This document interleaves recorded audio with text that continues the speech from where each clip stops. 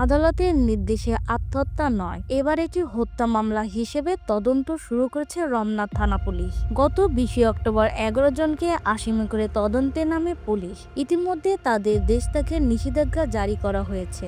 এদিকে মামলার 11 নম্বর আসামি রেজবি আহমেদ ফরহাদ প্রকাশ করেছেন চাঞ্চল্যকর তথ্য। তার 1997 সালের জবানবন্দিতে তিনি বলেন, আমরা সালমান শাহকে হত্যা করেছি।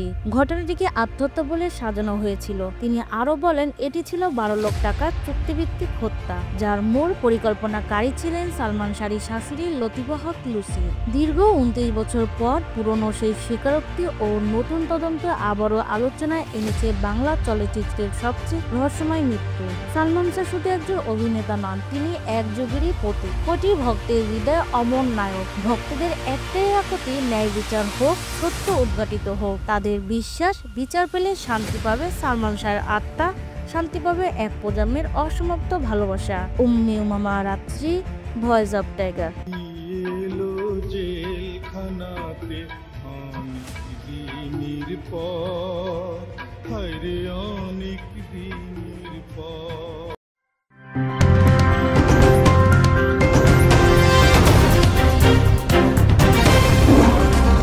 Voice of Tiger.